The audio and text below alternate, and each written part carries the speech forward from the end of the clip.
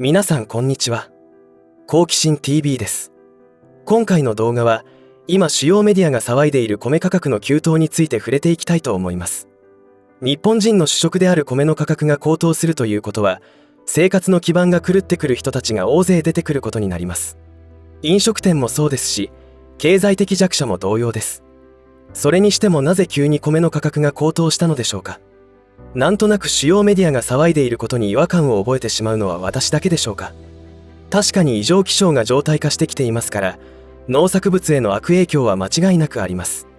そしてそれは農作物の安定供給が難しくなっていくということを意味しており、世界的傾向でもあります。ただ報道に煽られてまんまと高値掴みさせられ騙されるのも尺に触りますし、かといって緊急度の高いことだったら後悔しきれないしで、実に悩ましいところです。ということで今回は本当のところはどうなのかを探っていきたいと思います。さらにはこの動画を最後まで見ることで、ご視聴の皆さんが予測困難な時代を生き抜くために必要なマインド設定をすることにお役立てできればと思います。ぜひ最後までご視聴ください。このチャンネルでは自分や家族の身を守るためにできることや、日本人がこれ以上騙されることがないようにするための情報を発信しています。チャンネル登録がお済みでない方はぜひチャンネル登録をお願いします。さて、今米の高騰の件について主要メディアがこぞって報道しており、不安を感じている方も多いのではないでしょうか。確かに令和5年度産の米が品薄になりつつある今、需要が上がれば価格は上がることは市場原理では当然のことになります。どのくらい価格が高騰しているのかというと、秋田小町や新潟コシヒカリといった全国銘柄に限らず、一般的な産地銘柄も60キロで2万5,000円を超えるような価格で取引されるものもあり、このままいくと新米が出回るまでに60キロあたり3万円を超えるのではないかという声まで聞かれるようになったそうです。私たちが現実に購入している10キロあたりで換算すると5,000円ということになりますから、驚きの高さですよね。しかもこれは小売価格ではありませんので、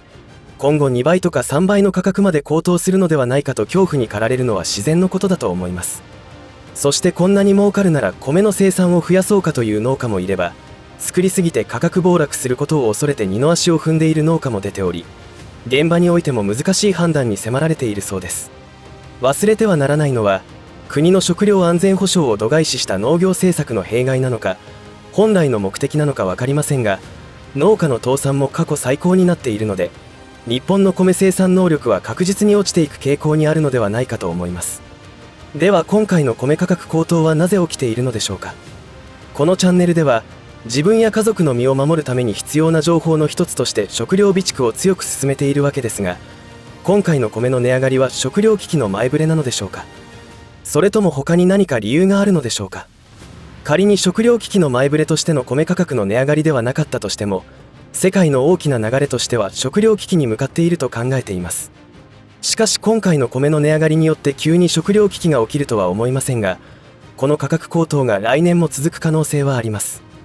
なので経済的に決して豊かではない方々にとっては、いつもの2倍米代がかかるというのはきついことだと思います。ただし5月に作付けが終わった米が無事収穫できなければもっと深刻な話となります。ややこしい言い方になったのでシンプルに言い直しますと、今回の米の高騰は決して食料危機につながるものではありませんが、今年収穫予定の米の収穫次第ということになると思います。一方で食料や肥料、エネルギーのほとんどを輸入に頼っている日本においては、食料危機に陥るリスクはどんどん高まっていると考えているので、食料備蓄は数年分準備した方がいいと思います。ただいつ終わるかわからない米の高騰は、限られた予算をやりくりして備蓄を進めている人にとってはきついでしょうし、生活困窮者においては購入できる食料が減ることから考えると、今現在は立派な食料危機に陥っているということになります。なので今パニックになって慌てて米を買い占めるとますます価格は上がってしまい、買うに買えないという深刻な問題に直面する人が発生してしまいます。ではなぜ米の価格が上がっているのでしょうか。主要メディアのネット配信を見ると、昨年の猛暑による不作とインバウンドの多さが原因だということを言っている局がありました。しかし農林水産省の発表で令和5年度の作況報告では例年並みということも言っていましたし、需給見込みの策定にはインバウンド需要の上昇も織り込み済みだったそうです。それが正しい情報だとするとますます謎は深まるばかりで、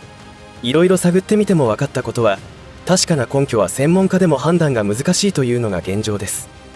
ただ、ある専門家が指摘していたことが非常にしっくりきたので引用しながらご紹介しますと、問題の本質は人為的な米政策であると言っています。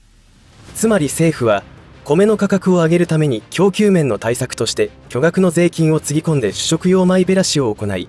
令和5年度産では72万トンもの米を餌用に振り向け、政府備蓄米として20万トンを買い上げています。さらにあれほど行わないと言っていたにもかかわらず、いつの間にか過剰米対策も行うようになりました。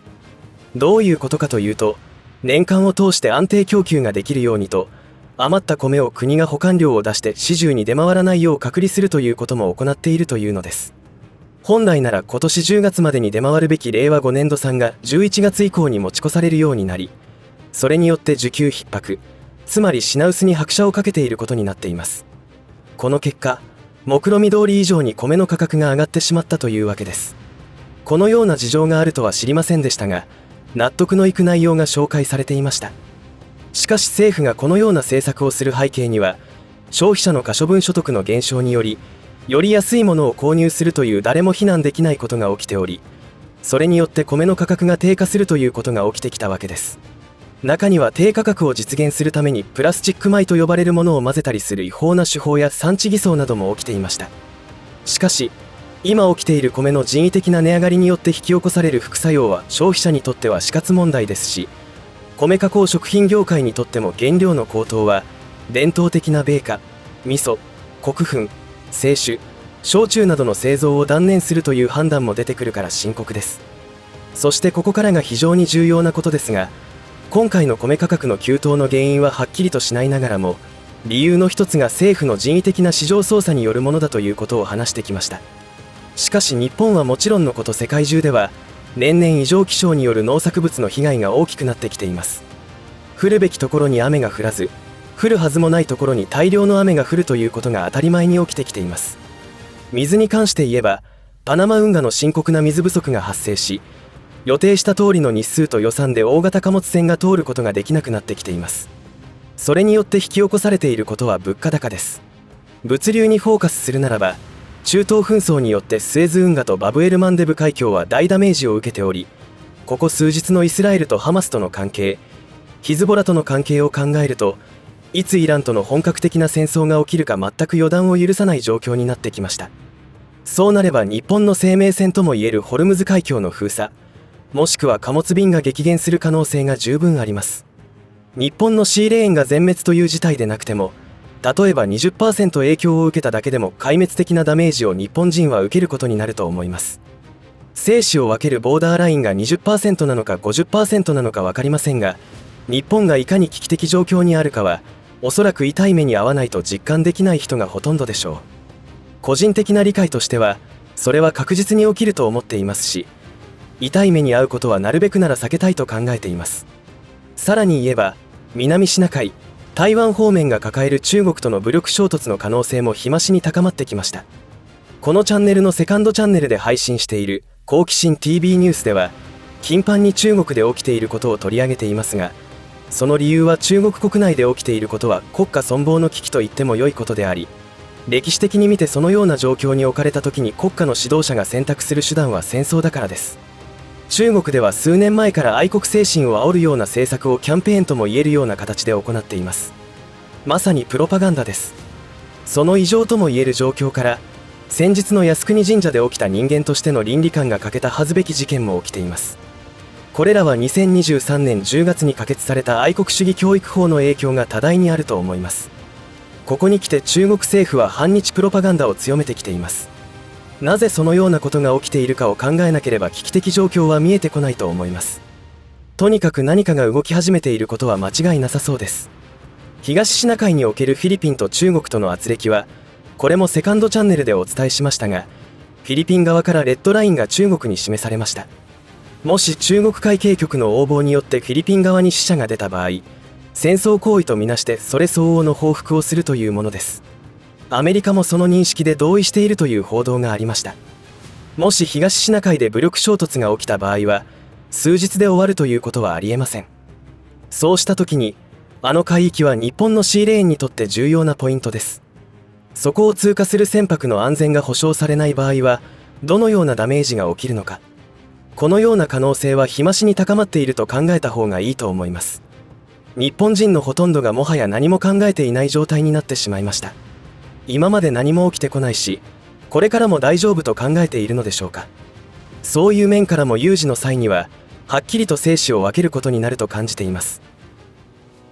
いかがだったでしょうか。最近の米価格の高騰の話題から、日本が食料安全保障の面で置かれている危機的な状況へと話を展開してきましたが、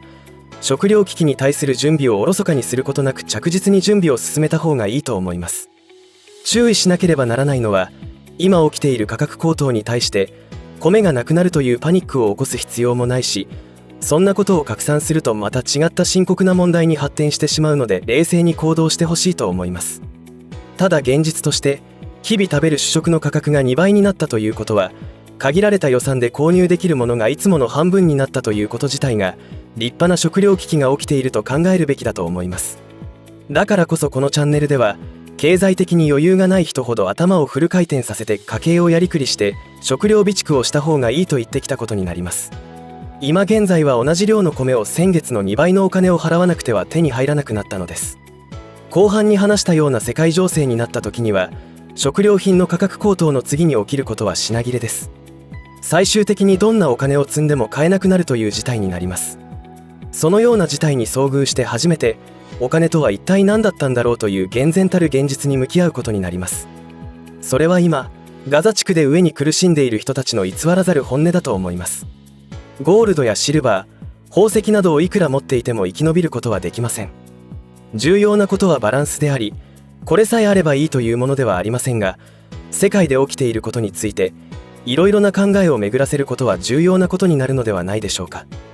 繰り返しますが、今年の秋に収穫される米が予定通りに実るかどうかは誰も分かりませんし、次々と農家が倒産している中で日本の食料安全保障というのは崩壊しているようにしか考えられません。皆さんはどのようにお考えになるのでしょうか。どのように考えるかは各自の自由となりますが、守るべき人がいる人は今一度自分の考え方で良いのか再検討する必要があるのではないかと思います。この動画が自分や家族の身の安全を考えるためのマインド設定の再確認にお役立てできればと思います。最後までお付き合いありがとうございました。以上で今回の話は終わりとしますが、皆さんの応援が次の動画作成の力になりますので、いいねボタン、チャンネル登録、通知設定をオンにしていただけると嬉しいです。また、コメント欄へのご意見、ご感想の書き込みもいただけたら励みになります。最後までご視聴ありがとうございました。好奇心 TV でした。